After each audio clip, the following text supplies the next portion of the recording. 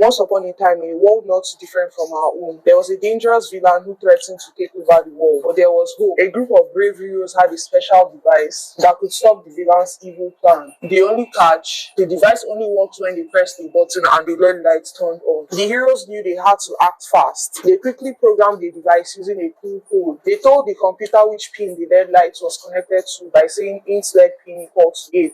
And they also told it which pin the button was connected to by saying int button pin equal to 12. Then in the setup part of the code, they told the computer that the LED pin was output and the button pin was input. That meant that when they pressed the button, the LED pin will send out power to light up the LED and activate the device. In the loop part of the code, they checked if the button was being pressed by reading its value with digital read button pin. If the button was being pressed, then its value would be 1, and if it wasn't being pressed, then its value would be 0. If the button was being pressed, that's the value is 1, they turned on the LED by sending power to it with digital write LED pin high and activated the device to stop the villain's evil plan. If the button wasn't being pressed, that is the value is 0, they turned off the LED light by stopping power to it with digital write LED pin loop. The simulation, as you can see, the circuit works.